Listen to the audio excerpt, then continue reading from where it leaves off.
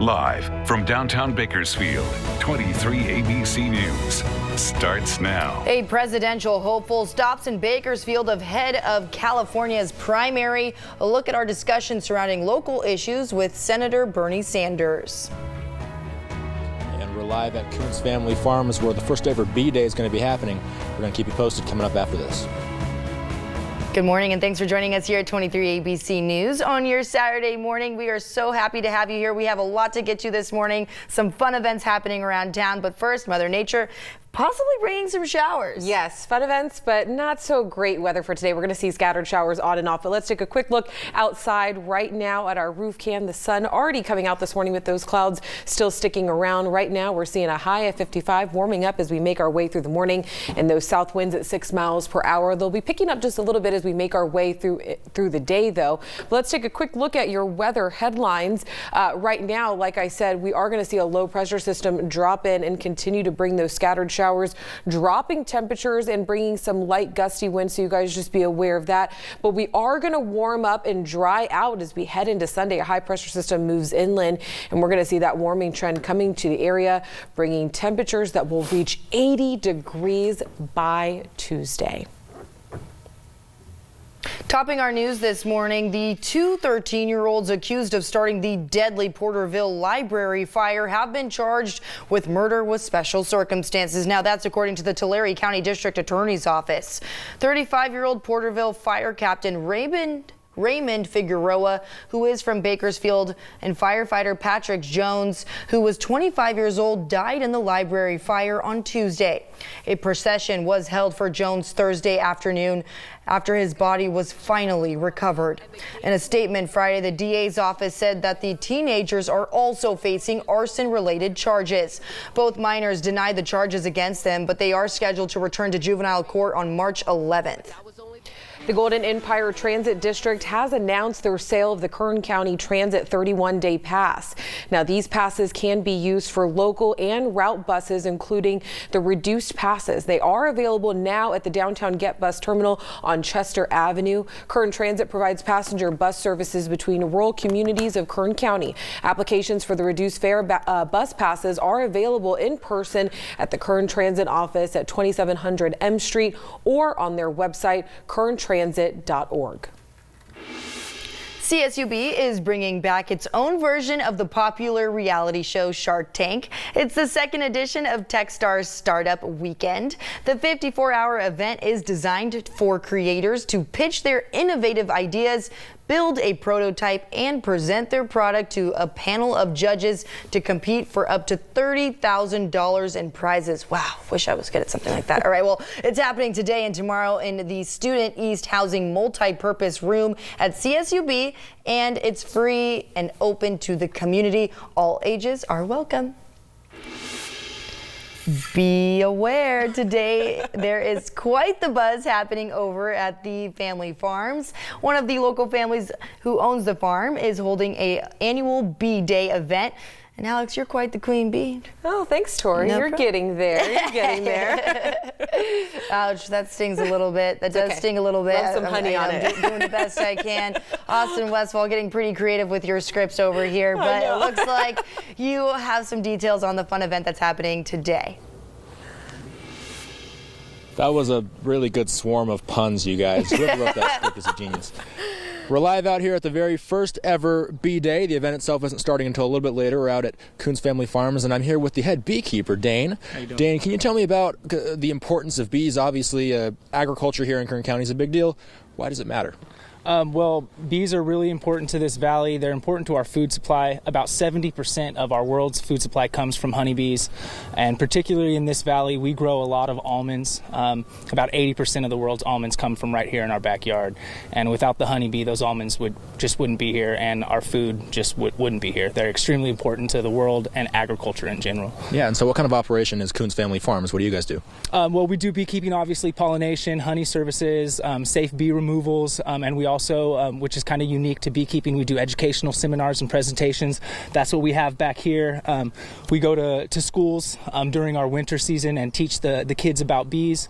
That's what today's festival is all about really is getting that word out there and getting the funds, so it doesn't all come out of our pocket. But yeah, we do a lot of educational stuff. Yeah, totally. And tell us a little bit about B-Day. It's going to be starting in a couple hours here. Yeah, B-Day's starting in a couple hours. We have tractor rides, face painting, crafts for the kids. It's just going to be a really fun day. We're really excited about it, and we have the educational seminars. We're putting on 3 of those, so we're showing the teachers what we do during the classrooms, and we invited a lot of educators to see what we have going on and have the sign-ups for the next year's presentations. Appreciate your time this morning, Dane. Thank you so much. Yeah. B-Day happening out here at 10 o'clock. If you want to come out, happening until 4 p.m. You can learn things. You can actually pick up some honey here. There's all kinds of crafts. If you're a fan of bees, or if you just want to keep a good thing going, come out here to B-Day. It's the very first one ever. For now, in Bakersfield, Austin, Westfall, 23 ABC, connecting you. Alex, that was you out there in the bee suit. I know. I did get to meet the family, and they're the sweetest family ever. And I got to eat honey straight off of the. I know. It was amazing. So fresh honeycomb? Yes, fresh, and like you can chew on it almost like gum. It's really good, really good. Never making my mouth water. All right. Well, now to election news. The Democratic frontrunner for president Bernie Sanders made his way to Bakersfield on Friday, just 11 days away from Super Tuesday. And the senator visited the Central Valley just 2 days after President Trump's visit, and both of them are competing for California voters. Ahead of the rally, I had a chance to speak to Senator Sanders one-on-one to discuss key issues that matter to local voters. After Senator Sanders canceled his appearance at Cal State Bakersfield in October of 2019 following a heart attack, 4 months later, Sanders returning to the Valley, speaking in a one-on-one interview with 23 ABC News about his mission. This is a working class community. Our agenda speaks to the needs of the Latino community, of the black community, of the white community. We're bringing people together that says that we need an economy and a government that maybe, just maybe, might start working for working people and not just the billionaires. Supporters in Bakersfield turned out to welcome him to the Spectrum Amphitheater for a campaign rally. The Democratic frontrunner for president says he is here to get more Californians to the polls for the March 3rd primary. As for farmers and the water problems they face in the valley. So the farmers here, they get allocated X amount of water each year, but they still have to pay X amount of dollars. So would you plan to give them more water? I think that, this is a difficult issue, and it's something we have to look at. I can't give you a definitive answer now. But a lot of that has to do with local issues and state decisions. When asked about how he plans to keep oil and ag jobs in the valley, Sanders says he has came up with a climate change plan proposal that protects fuel workers' livelihood during a transition from fossil fuels to clean energy. We're talking about 5 years of income, 5 years of healthcare, 5 years of the opportunity for job training. So it is a very generous proposal as we transition away from fossil fuel. Highlighting his reasons for making it a point to stop in Bakersfield when he lands in the Golden State. Because I like Bakersfield. Because you like Why not Bakersfield? We like to go where other candidates often don't go. Look, bottom line is that we are working very hard to have a large voter turnout in California. We have put together an extraordinary grassroots movement. It's multiracial, it is multi-generational, and we have, as of this point, if you can believe it, knocked on almost 1 million doors. And by the time election day comes, we'll probably have done a lot more than that. So we think we've got a good shot to win because of our grassroots movement. I'm Tori Cooper for 23 ABC News, connecting you. You can find our full coverage of his event at the Spectrum Amphitheater and our interview with him by going to our website, turnto23.com.